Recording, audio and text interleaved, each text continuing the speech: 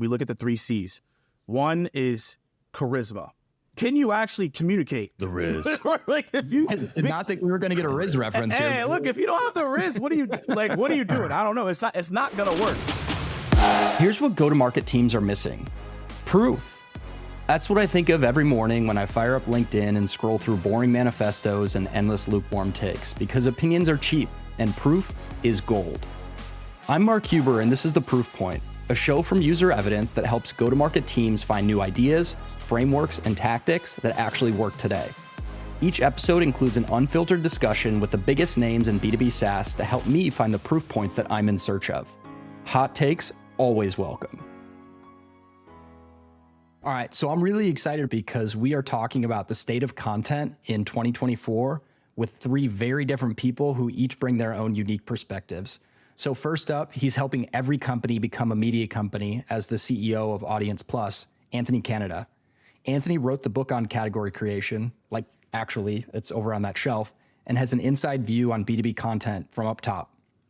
Next up, at least in my book, he's one of the OG creators in the B2B SaaS world, and he now runs his own media agency, AMP, Morgan Ingram. Morgan is always ahead of the curve when it comes to content, and even more so now as he helps B2B content teams build media engines. And to round out this episode, one of the biggest names in the B2B content game, 2-time head of content at 2 different household B2B SaaS brands, Devin Reed. Devin is always stealing my content ideas. Okay, just one time. I always borrow from him, and has turned into one of my go-to work friends in all of B2B marketing. All right, well, Devin Heavy, kick us off. This is all you. All right, you want to know what's grinding my gears? Mark, you asked me, what's my hot take? Bro, this Twitter thread is worth more than your MBA.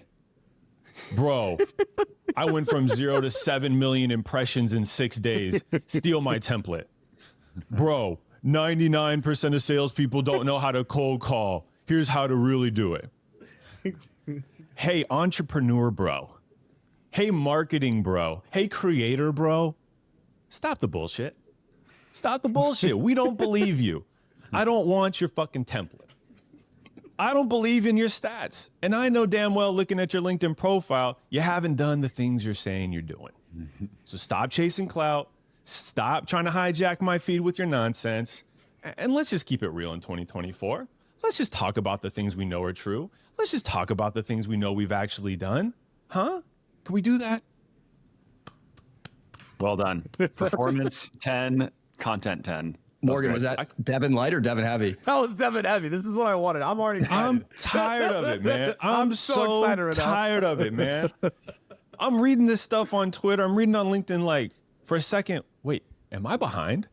Do I not know what I'm doing? Am I terrible at my job? And then I realize, oh, no, I'm not. These are just lies. Oh, okay. That's right. That's right. Okay, cool. So yeah, Mark, you said you were texting like, or emailing, whatever, like whatever your hot take is. I literally had popped open from the feed to my email when some entrepreneur bro is telling me I'm sleeping too much, spending too much time with my kids, and my business is growing way too slow because I don't have, 10 rental properties by the time I'm 30.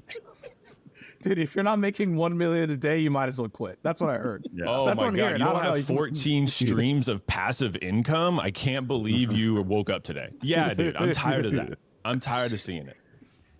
I'm pretty sure, I'm not going to out anybody here, but I'm pretty sure I could guess who you are talking about on Twitter within like 3 to 5 guesses, because I see those way too often. But how did we get to this point? Like, I feel the same way, Devin. How did this happen? How are we here in 2024? I'm taking all the mic. I have thoughts and opinions. I have had coffee this morning. And Mark, you said I've got Morgan, Anthony, Mark, and Devin, and it's not a webinar and I'm allowed to curse. You actually didn't say I could curse. I decided that. So I'm like, yeah, let's bring it all the way. I want to hear from Morgan or Anthony why they think we got here, and then I'll add if I want. I know we're going to talk about this later, but we got here because people want to feel like they're doing a lot and actually do nothing. So those posts where it's like, oh, I read something that the 1% did, I felt like I accomplished something today, and no one will do anything. So that's what people actually want. They just want to feel like they're great and actually do nothing great. That's the reality. And someone could fight on that, but like, that it's proof of the pudding. That's what's happening. Yeah. So that's why people stage it that way. Because you could say, well, today I wrote 5 threads on how to do 14 income streams, how to get 1 million followers in 30 days. I now know how to be the 1% cold caller. I now could be a founder tomorrow and hire 10 people, right? I could go do that. And then also as well, I figured out how to travel the world. So like now you feel accomplished, but you actually accomplished nothing because you didn't do anything. And yeah, I'd probably say 90% of the people that have threads like that, it's not even their own advice. That's the crazier part of it. It's not even their advice. It's something that they copied from like a course and they put it out there and then they resell it. It's crazy, man. It's getting too much. But that's why people want to have that feeling, but they actually will never is a strong word. Most of them will just not do the execution. It's kind of like they found a way to monetize clickbait. They are actually making money doing the thing that they've never done before, just by saying the thing that they've never done before. But people click and then they buy the course and then whatever. And they're like, oh, I can do this. Like, this is so much better than going and like taking a job or whatever. So there might be something to that. I've been meaning to tell you guys that I'm actually the new founder of AudiencePlus. And this is, I've been starting this business from scratch, right? By myself with no help. Only 4 hours a day, right? It's only 4 hours a day. Writing this thread. Actually, no, with AI, you can only do 2 now. Yeah, exactly. And in a way, we kind of did it to ourselves with like fake it till you make it nonsense. Like fake it till you make it, fake it till you make it. And it's like, so we're literally just saying we should front. We should just pretend. And the thing is, to your point, Morgan, people aren't making it later. They're just pretending and being like, oh, I read it. Morgan said he did it. I read it and now I posted it and now I've done it. And like the SEO one, that 0 to 7 million whatever is on SEO, I saw one of these threads and then in the middle of the post and I go, oh, wait, hold on a second. That looks real familiar. Wait. Because I had written it 3 months ago. No way. He took his own hook, stole Devin Reed's stuff for the middle, and then put his dumbass course as the CTA. And I went, no way. And I went, hold on a second. I had an out-of-body experience. Like before I go ballistic, I found the post and did a side-by-side, and there's like 7 sentences in a row, just absolutely copied and pasted. Click the kid's profile. He's like 24 years old. No knock if you're 24 years old, but you probably haven't done the things I have at 2 years out of college. And he's like, his whole thing, I'll build you an SEO, money-making SEO strategies, all these stuff, all these carousel posts. And I'm like, congrats, dude. You have more followers than me because you just stole my content and who knows however many other people's. Yeah. That's where we're at today. This is so curious to me, though, because I'm new to this whole content creation thing, right? Like I'm That's a lie. That's a lie. From a different angle. Mike is like, well, I'm just starting out. No, I'm new. You're the groundbreaking CMO. I signed up for this thing called LinkedIn. He's like, I'm just starting out, guys. It's crazy. But no, seriously though, like, how do you guys think about digital plagiarism or whatever? Like, is that even something you're watching out for? Is it, obviously sounds like it's happening a lot. Like, what do you do? How do you kind of protect your IP when you're posting everything online? I say from my end, it's very hard to do because I do a lot of video. There's not anyone who's going to do a video like me. So it's just very difficult for someone to do that. Now for the text, if something happened where like Devin, I'm 100% going to do that. Now, here's the next level that started to happen to me where people will take my post and it's another language. So I don't even know sometimes. And so some people like, I'm in London right now. I have a lot of European clients. I know a lot of European people. So I'll have people from other countries being like, yo, Morgan, like so-and-so's taking your content and putting it in another language. Obviously, I would never know that. But I got people who look out for me. And then I have to be like, hey, I know this is my stuff. And you put it in another language. And I've had to call a couple people out. So if you copy, Dutch. It's like in German, and I'm like, oh, I don't know German. Of course, I'm not gonna know about that. But shout out to the Germans, they got me. So it was not it. But that's how I see it. If it's word for word, I'm gonna definitely go after that. If it's like something that I said and it was maybe paraphrased, I'm a little bit okay with that because it's a concept. But word for word, I have no talk. And especially if they're promoting something that they're getting paid for, we're definitely. I don't know. I'm gonna get the lawyers involved at that point. Like, you don't want that. Like, that's a whole different conversation. I need my cut. Yeah, something. Give me an affiliate link and like straight to me. I don't know, but I don't like that.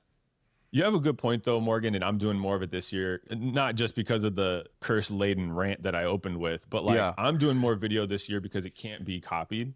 You can copy the topic. can't copy the how, the delivery of it, the individual experience that you have. And when you put that on video, people also remember it more. And so if someone's like talking about, I don't know, owned audience, right? Owned media. Yeah. Anthony already has that mind share. He already has that space. And so what you have to be saying has to be different than that, because I'm already basing it off of Anthony. You know what I'm saying? Like Anthony is the baseline that you have to be different from. And if I see some things that look oddly familiar, you get that feeling. There's the like, oh, this guy follows AK too. That's cool. We agree on certain things. And then there's the like, wait a second. I swear I've read it just like this somewhere before. Like I'm getting deja vu right now. I go back to the profile picture. That's not Anthony. I go to Anthony's profile. You scroll 2 times and you're like, yeah, he said this 3 weeks ago. So it's pretty easy to find, I feel like. But let's call something out that's actually really, really important is that, Mark, and you're talking about this. If you were, let's just AK, you're about to dive into this. If you were wanting to talk about own audience, like people know where that's coming from, right? So you can't be like, hey guys, I came up with an epiphany last night, own audience. People are going to be like, oh, what? But if you were to, I think what's actually valuable, and I do this sometimes, I will copy and paste someone's post, but I show love. I said, hey, I saw this post from AK and he said this thing, right? And then I'll add my commentary on it and say, yo, y'all should follow him, but this is my take. That's a little bit different, right? That's like saying like, hey, y'all, I came up with Gong Labs. Here's how I did it. Devin's like, bro, what? Right? So you got to show credit to people and then add your commentary. But AK, you can go in. No, I mean, that's great. And if you're on the other end of that, that's like huge, because when we talk about like audience borrowing too, right? And if it happens organically like that, if Morgan, you happen to post that, like that's love for us, and that's amplification for us, and that's getting the message out to your audience that we're trying to evangelize and put out there. So there's like a good way to do this for sure. The joke I was going to make was, until the AI avatar video version of Devin Reed comes out and is producing these videos, fluent in Dutch, by the way, then we're in trouble. Then we're like, no formats are safe at that point. I need to get my NIL lawyer now to get ready for it. You got to get ready, dog. So I'm going to call Morgan one day and be like, did you know me and you are on a webinar right now promoting Sendoso?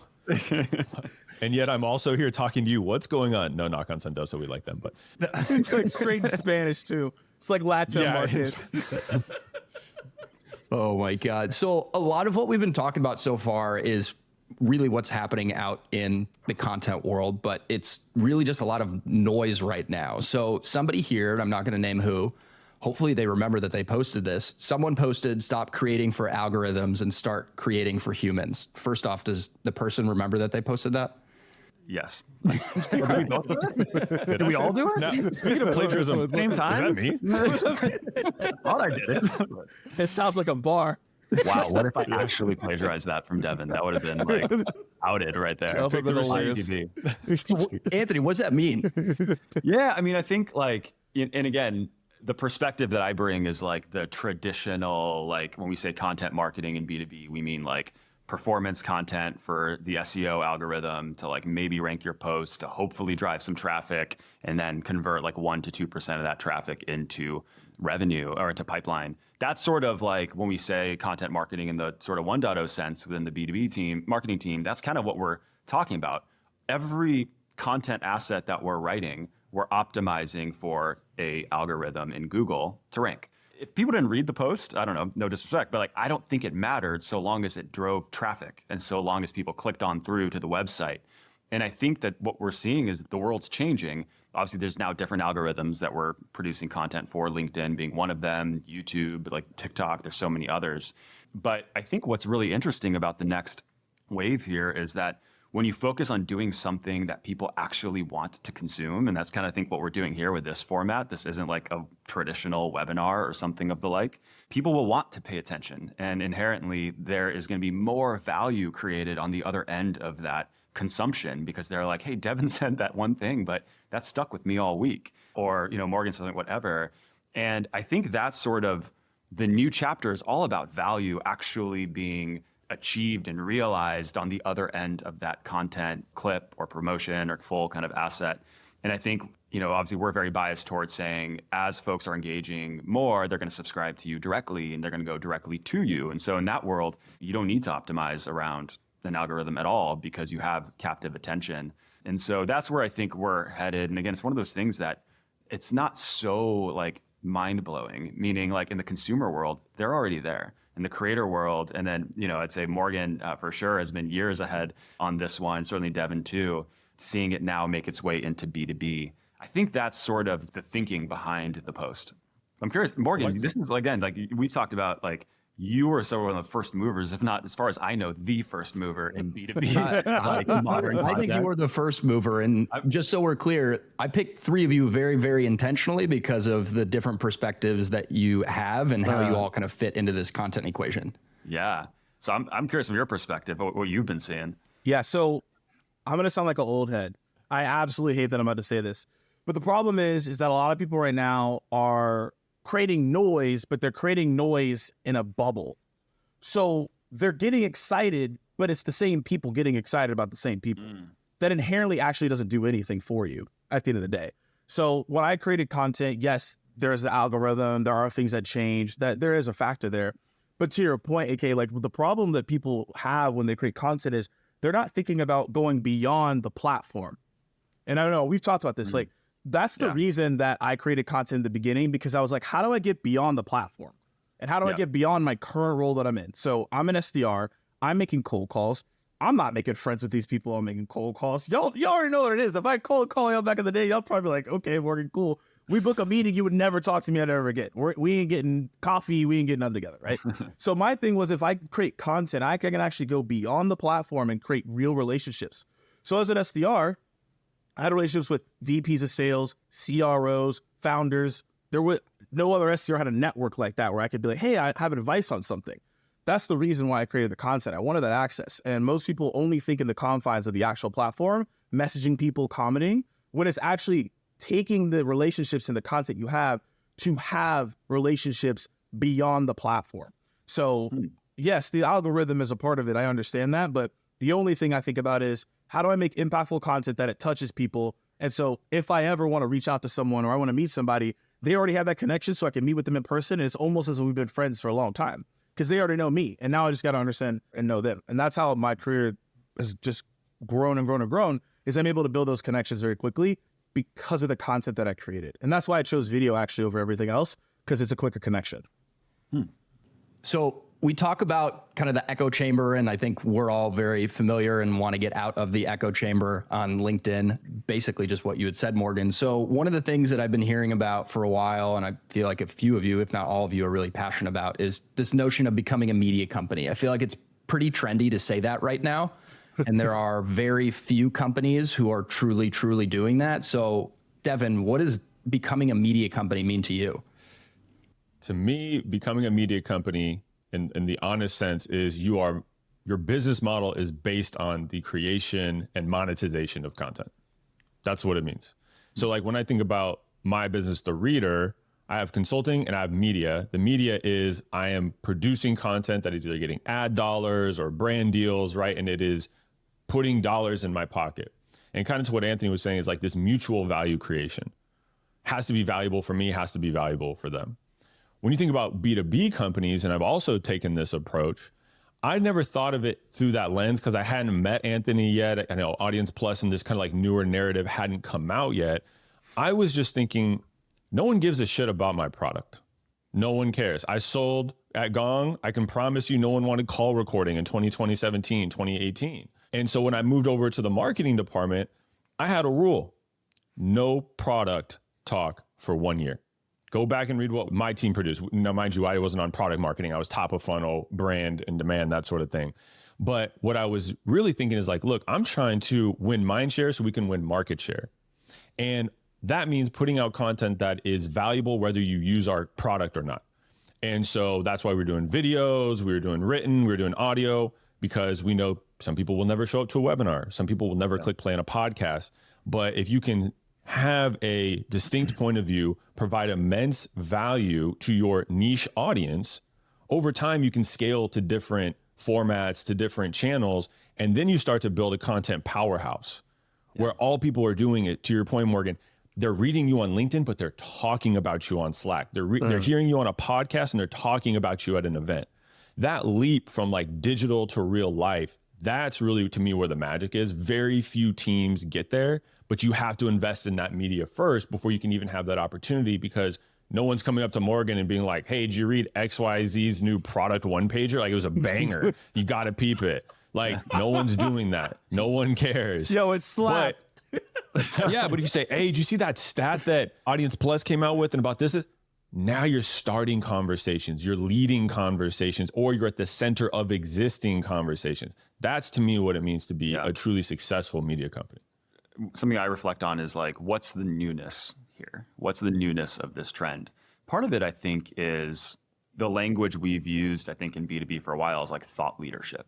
We need to create thought leadership, which is exactly, when I think about it, exactly what Devin kind of said here, where our customers, let's zoom in all the way into customers, are using our products in order to achieve an outcome. And as a brand that is made up of more than just a product, it is our content, ultimately, our events, our community, all the other things that are helping them also achieve an outcome. There's overlap in some cases where it's our products with our content, like product education, those types of things that help them. But what about the business change? What about the hiring needs? What about how to structure the meeting or a compensation plan? That's all content that is going to help them do their job and be more effective in driving towards that outcome. So this is something that, you know, if we're honest, like obviously companies like Gong like really get it, user evidence, but it's still kind of like on the early chapters of us leading with thought leadership. Like we talk about corporate marketing in the B2B construct of, oh, you got revenue marketing over here that gets all the budget. Corporate marketing, that sits over here. That's this like other thing. And I found the opposite to be true in my career, where thought leadership is not just like unaided brand awareness, but it's fundamentally a driver of revenue. And that's, I think, the big strategy beneath this. When we talk about the media company thing, and when we started, we really latched on to that language. And what I've learned is that it's like a decade old or something. And there's a lot of like emotional reaction when people hear that. They're like, all right, I know everyone's trying to become a media company. Like, what does that even mean? And what I've learned is in the first version of us trying to become like a media company, we would produce a bunch of content, maybe spend 30 grand on a video asset that like we got one investment in Q1, one in Q2. We put it up on YouTube and we put our heart and soul into this video, and we get like 200 views on it. And our CEO is like, hey, did that work? I'm like, I think so. Like maybe we got 200. Like I think we have, well, you know, it might've been a prospect. We saw a bump in traffic that day. One customer talked about it somewhere. And that's the language that we had. And so the CEO was like, great, you can never do this again, basically, right? And so we're like, forget this media company thing. It doesn't work for B2B. And so that's what brought us to this like idea of this 2.0, which it's a data problem. Ultimately, what we need to understand is who within our audience is engaging with what topics. Of those 200, how many were prospects? How many were customers? How many were partners or investors? And all of that sort of data that YouTube has on us and our audience, they just don't share it with us, that LinkedIn has, doesn't often share it with us, Spotify and the rest, that's data that we have access to in this sort of first party context. I'm very biased starting a company in this area, but honestly, I believe like if we're able to actually prove that our audience and certain folks, cohorts in our audience are engaging with this stuff, this becomes the primary vector for how we go to market because of all the reasons we're talking about. It's an exchange of value. And, you know, ultimately it helps our audience get to where they need to go in their careers with or without our products. That's my view. Biased, stepping down from the... Devin, you look like you're deep in thought. Mark, you know, I look like I'm deep in thought. You know why, Mark? Have you seen that... what is it, Around the Horn, where the guy has a little handle and he can like mute people or give them points? Yes. I used to watch Around the Horn like every day after school as a kid. Yeah. Great show. I was deep in thought thinking, how do we get Mark one of those? So he can mute trying to mute me? Anthony Is that for what you're 30 saying? seconds. Am I mutable there? Figure out how to do that. No. Devin, why are you Not gonna to take mute a you. role That's like how it that? is. You know, he's just No, on I'm his playing. narrative, and you're just saying, "Nah, dog, mute him." What? No, I was teasing because I'm Oh getting my competitive. goodness. Well, I'm like, we need points. I need a point system for Anthony because he earned the points, but it's way funnier to lead with muting a friend than it is to give him credit. I'll see you guys later. I'll just be back. Yeah, let me know when I can come back. Oh my God, that was unreal. Morgan, you're helping companies kind of move towards that media arm with your agency, right? Like what are you seeing companies struggle with when they try and make the change? Like, it doesn't happen overnight. No. So I think one of the key things is like when people think media company, you have to do crazy things, right? I got to go get $100 million studio and a camera. Like, if you want to do that, great. It's like, you don't have to. So it's like, when you're thinking like a media company, there is the infrastructure where AK is talking about making sure we have the data to make sure it's working. But also there's the infrastructure of who's actually in the content. So our belief system is that, and I know we're going to talk about this later, but when I think of influencers and creators, I actually think that we're looking at it wrong. We have to really look at people who are truly subject matter experts, which is completely different in the B2B sense. And those are the people who are actually going to impact pipeline and increase your revenue. So we have to figure out, how do we amplify subject matter experts and help them get inside of the content that's unconventional and different, which is part of you building a media strategy, so that you can build top of the funnel and brand awareness. So those subject matter experts could obviously be external, but they could be your executive, they could be the customers. And we're working with brands to figure out, how do we get these people elevated? Because in a B2B sense, most people know, if you're an executive, you know what you're talking about. You just need to figure out, how do you get yourself out there in content, which you don't know because you're not a content creator. So we're coming in, I'm just saying, hey, here's a framework on how to be a content creator. I was doing this when I was an SDR, and I just came out of college and people paid attention. So they'll probably pay attention to you if you had a couple exits and you built some companies and you have more accolades than me. So we're just giving them those frameworks so then they can go execute and be like, okay, we'll do that in a virtual event. We'll do that with a live show. We'll do that through a video series. But you have to have some type of subject matter expert in order to do that. And to your point, Morgan, it's like, it's broken because B2B marketers are looking at the B2C playbook and just copying and pasting, which is like, and I have heard this from well-intentioned executives at companies I work for, which is like, why don't we spin up influencer marketing program? Okay. First thought is always like, make a spreadsheet with voices in the space based on follower count every single time. Yeah. And so I get it. It's like, but reach doesn't always convert. And what we're trying to do really is build trust at scale through these influencers. Because influencer marketing with Kylie Jenner and Pepsi works really great, because in the grocery aisle, it's an impulse buy. Do I need soda? Yeah, I need soda. Do I want Coke? Do I want Pepsi? I remember that commercial. I'll drink what Kylie's drinking. No one's buying enterprise software impulsively. $100,000, $200,000 is not going to be based off it that way. So a transactional approach to your influencer marketing isn't going to work. No. And so that's why I like these more, and Morgan, me and you are doing this at Clari right now, like these in-depth, long-term agreements with people who ideally have subject matter expertise, credibility, and a good following, which is reach. There's only a few people, depending on your like market and your space, that have that, but you need to balance out, what are you really trying to do here? Are you trying to get a whole bunch of views on your brand, like on your logo, and people will know you exist? Or you're trying to build deep trust within people who actually buy or, make purchasing decisions or influence purchasing decisions based on the content that they're producing on your brand's behalf. And I want to add to this, internally, Devin, we talked about this because we were talking about a webinar, but Mark, for context for you, we look at everything that we do, even when we work with certain people and we want them to go be the subject matter expert. We look at the 3 C's. One is charisma. Can you actually communicate? The Riz. Like, if you did not think we were going to get a Riz reference hey, here. Look, if you don't have the Riz, what are you doing? I don't know. It's not going to work. Like, you got to have some type of factor. And you can have a Riz factor with writing, but also if you're in video, you got to have it, right? 2, like you said, Devin, credibility. And 3, this is actually the most important one that most people in this space are missing, because they're just trying to make things happen, or like, oh, this person that's following, is character. Why is this important? Because if you have someone that becomes your subject matter expert, or you bring someone in as a subject matter expert and their character's off, that's going to reflect your brand. So you got to make sure that the people that you're elevating, they have good character, because that will hurt you in the long run. Even if they got 500,000, we've seen it with multiple celebrities. Their deals have gotten taken away because of their character, and you have to pay attention to that in the B2B space. So we look at the 3 C's when we evaluate, okay, who do we want to work with if they want to be a subject matter expert and you're trying to put them on in your company.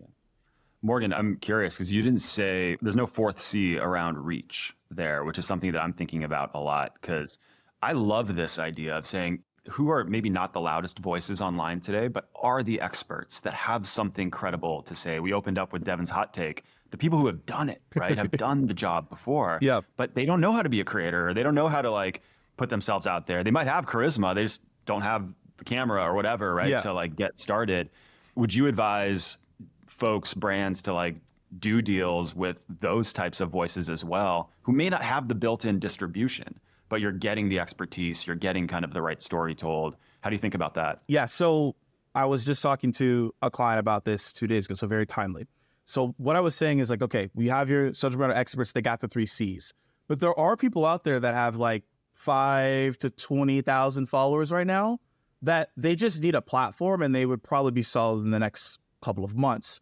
So what I like to call these people are, they're either your brand ambassadors or they're affiliates. And here's my hot take. I'm sick. This is what I'm sick of. If I see another one of these, I'm going to lose my mind. Strategic advisor. This needs to stop. Okay, so I'm going to tell you why, and I'm going to tell you why in this context, all right? What is going on here? So the strategic advisor, most people, not all, because Mark, I know you have some. So the strategic advisor, most people, they will go get them, but they don't do any advising. They just create content. So that's a wrong title. That doesn't make sense. They're not hopping on calls. They're not talking about the product. They actually have no context to talk about the product, but they're a strategic advisor because they wanted the title. That actually ruins credibility for your own brand, because the real advisors you want, they actually won't come join.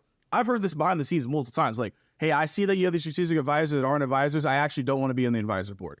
Now, if you, at the same time, you're going to look at my profile like, wait, Morgan, you have strategic advisors, because I actually advise, right? I actually get on calls. I talk about the product. I'm with the founder, right? So there has to be a distinction, I think, in the space where if you're working with someone, aka answer your question, that 5 to 20,000, maybe they have less, I don't really care.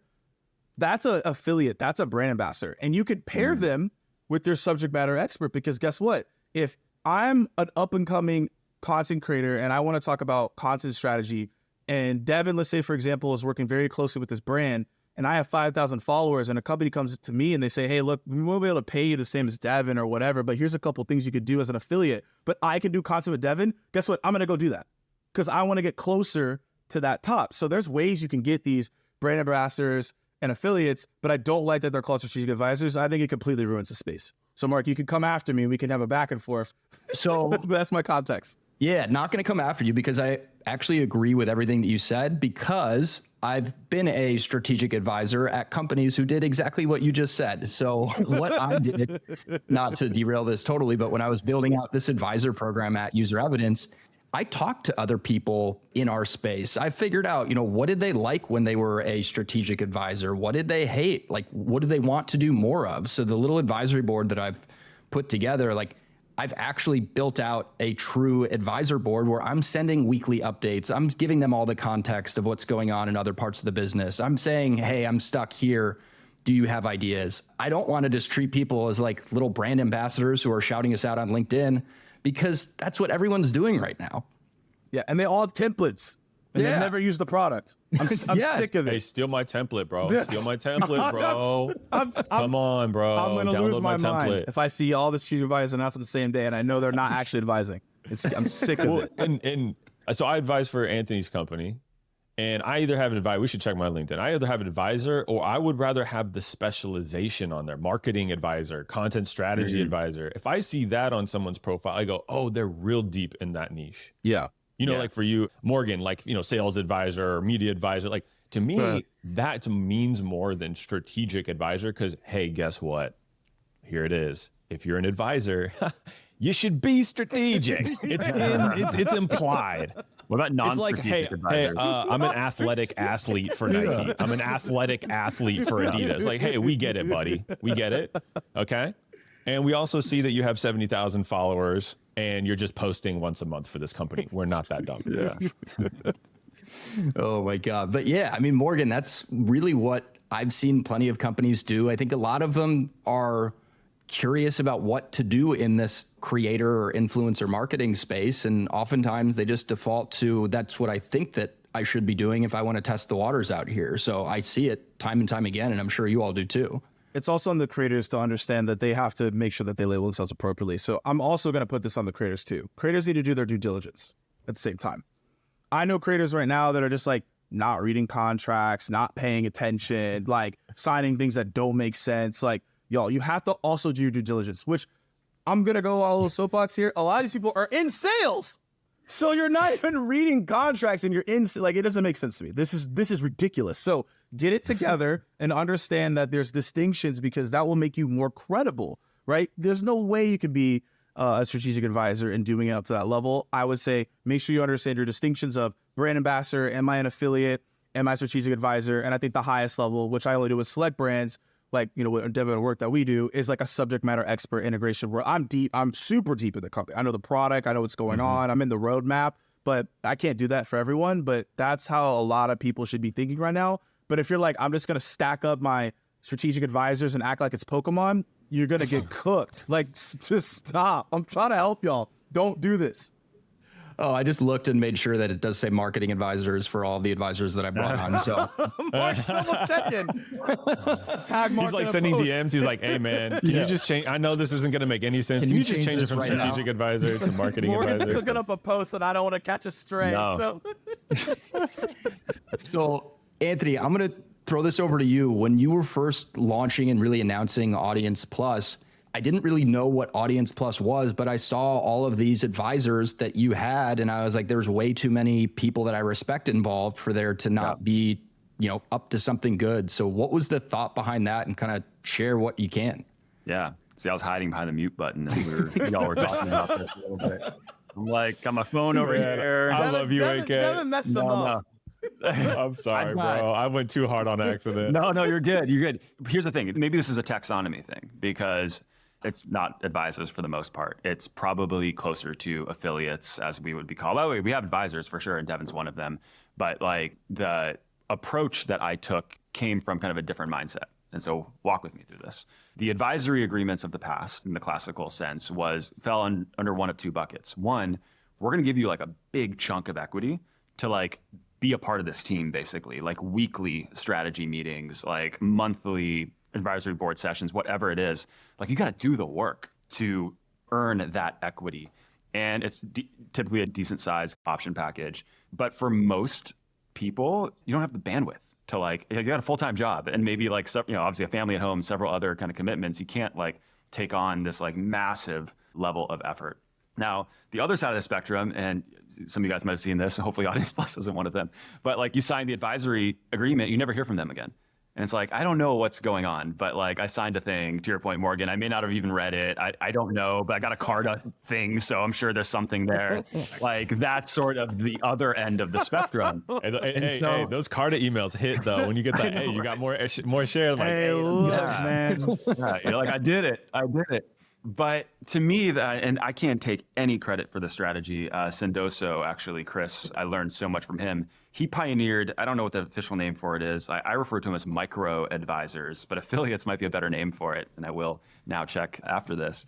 But the idea was, we're like, think of starting a business with like no audience, with no credibility, with no understanding, maybe even in a new market like ours where people don't necessarily all know what exactly you're talking about. You're going to have to go and tell a story for the first time.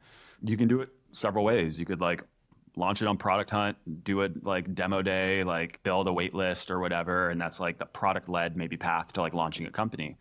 Or you can have more of a community led way of doing it. And for us, we launched our content almost a year before we launched our product. To the earlier conversation, like market education, thought leadership, and we didn't do it alone. We had some of the greatest kind of voices in this industry kind of being a part of that storytelling with us. And so, yes, it's very much what you're talking about of like the dark arts of like, please post this. And it's like a templated post and do it now, or in this hour, I'll throw the Udi, like put a calendar invite on your calendar and now post it, you know, right here. But basically that amplified it for us so much because, first of all, when we did launch, we launched with a like big bang because, again, it wasn't a no-name company. It was a company that had a decent sized audience relative to kind of their maturity, but then had credible voices that were, you know, not validating the product because the product was still very new, but saying that thing that they're talking about is real. And I believe it. And that went a long way. I'm representing the brand side of this conversation. That went a very long way for us. Now, again, to your point, this might be different than what a integrated advisory actually looks like. And I think we need to be careful about how we sort of like build that and maintain and engage that community over time. candidly. Like, I don't know that we've done the best job of that, but I'd like to. But it was probably one of the top 3 best decisions we made in our company so far, was having other voices be a part of building this. By the way, I will say, I don't know, as marketers, if like I'd recommend anyone does this again, but I invited everyone to a Figma, and we were like looking at web copy, and they just destroyed me public. Like, it was like a public lashing. My of heart like, just dropped at the thought of that. Yeah. oh my God, do not do that. Goodness. But I will say, I went in with like, here's our launch website, here's the messaging, and like a chorus of like, you're dumb, basically, like came through Figma. But after we processed that feedback, I was like, good Lord, what a gift to be able to like, get folks to weigh in on our strategy. So Yeah, and I think for me, to my point earlier, I didn't really know what you all were doing when you launched, but I knew that by all of the voices and more importantly, credible voices that you had associated with you, like you captured my mind share. Like I was starting to pay attention and it worked. So hopefully you were able to measure it a little bit more than just me telling you that right now. But like, how do you measure that sort of thing? Because execs are going to be asking like, is this working? Is this not working?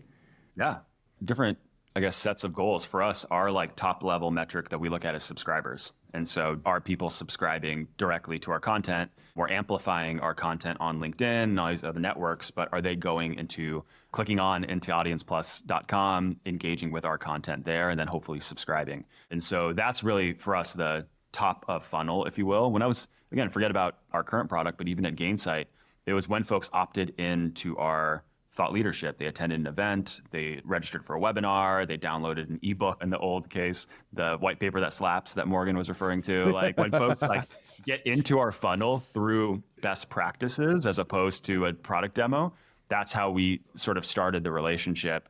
Now, again, in the V1 world, we sort of like looked at that weekly in an aggregate number and then sort of moved on. Maybe we had like a lead scoring component there. But I think in this new world with, we use our own product and we're able to say, okay, well, what are all the things that Mark has done? What topics is he interested in? And is he engaging with like later stage content or more kind of thought leadership? And that helps us kind of tell the ROI story internally. For the non-Audience Plus customers, Morgan, how are you helping your clients measure this? And, you can't measure everything quantitatively, but you got to show some qualitative or quantitative things that it's working. Yeah, you can't be like, hey, guys, it looks really cool. I wish I could say that. Yeah. It looks dope, y'all.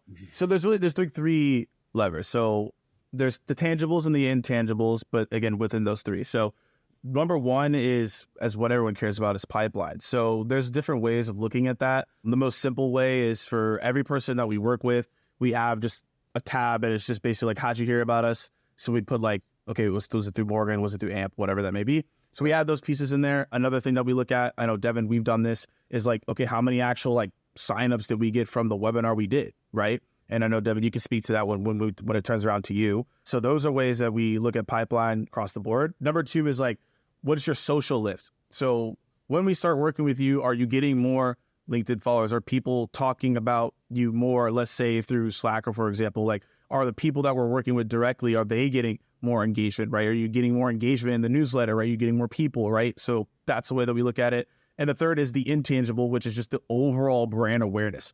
When you're in a conversation just on Zoom, are people talking about, yo, that concept was great? The dark social is what they call it. But more so like, what are people saying in those conversations that like we can't track, but we are hearing that this is going well? So those are typically the 3 levers that I look at. Obviously, number 1 is the most important, but 2 and 3 play into that for sure.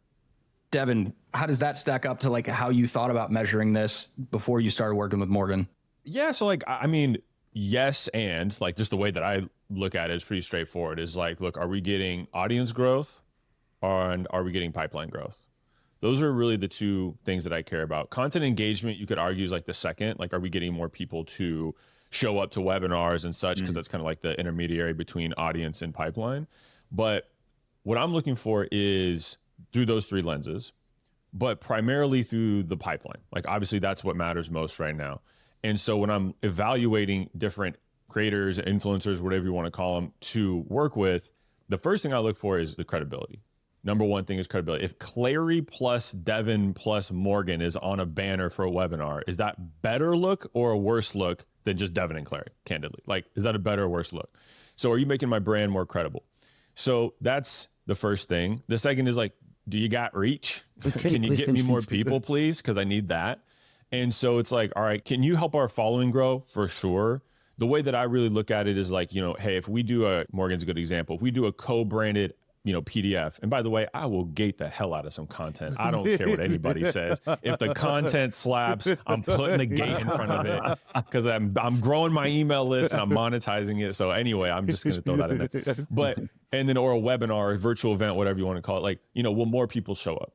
When Morgan, for example, does a webinar with me, and when Kyle Coleman was at Clari, is we got a big lift. And the lift isn't just, oh, Morgan ported his audience over. It's my following, Kyle's following, Clari's audience, and it's like, oh, they want to hear from Morgan too. And they want to hear Morgan and Devin and Kyle. Like they want, it's a more compelling offer. And so way more people show up. I think, Morgan, we're averaging like literally 1,500 to 2,000 people registering for a webinar. That's insane. I would say without Morgan, it kind of depends. Kyle's also kind of like an anomaly, but like, we can get 500 to 1,200 kind of on a normal day, pending topic and audience. But when you put together these credible speakers on a hyper relevant topic, you're getting 2,000 plus registrants. You're getting 700 MQLs, in one day. And your sales team is like, hey, content's pretty dope. We kind of like this whole marketing idea. So it's like, you got to invest in that credibility versus other people like, why don't we do a webinar every week? Because if that worked, more people would be doing it. You know what I mean? Mm-hmm. So Devin, that comment, I see Jason Lemkin talk about doing that all the time. And who? Jason Lemkin. Who? Jason Lemkin. No, I'm playing. I'm going with it. He is. That's a strategic advisor, right? No, I know. Yeah. No, I'm messing. I've never met Jason. No, I know. But like, in my eyes, he's one of the more credible people in B2B SaaS, and he recommends that weekly webinars. And I'm always thinking to myself, like, if he's saying it, why am I not doing this? I was actually teasing Jason Lemkin. I've never met him. If he hears this, you can hate him on me. I'm if he's listening to this, that's already a huge positive for qualitative indicators. So yeah. It's because he saw Anthony on the pod on his feed. Exactly. No. Look, in all honesty, Jason, I don't agree with a lot of things he says, but I actually like that about him. I like that I don't agree with everything, as long as you're not pulling like too much Stephen A. Smith nonsense. I like Stephen A. Smith's delivery, by the way. I just think he says shit. How is Stephen A. Smith?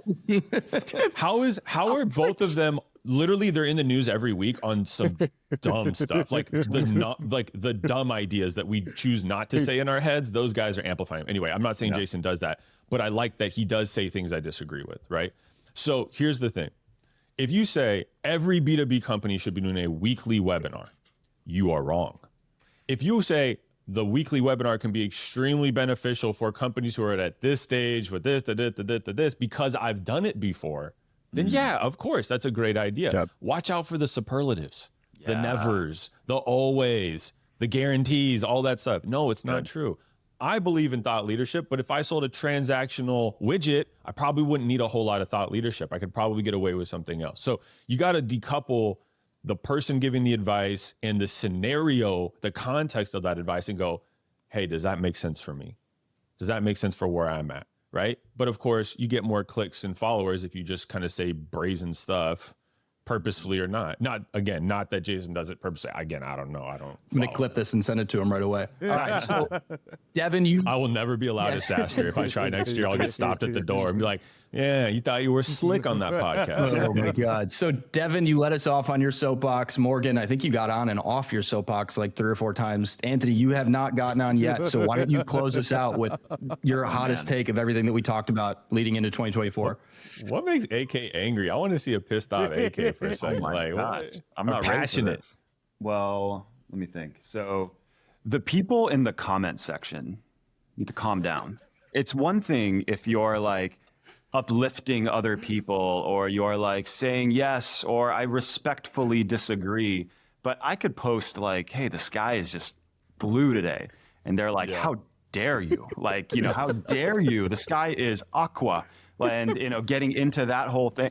And I feel like we just have to like try not to bring the toxicity that is so prevalent online into the business context, because people just don't have, there's just no time for that. There's like the respectful disagreeing, but I've had so many moments. Here's my getting mad moment. But when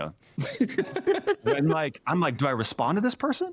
Like, do I say something, or do I just let it go? Do I let that just anger or vile live on in my comments, or is it worth it for me to address it?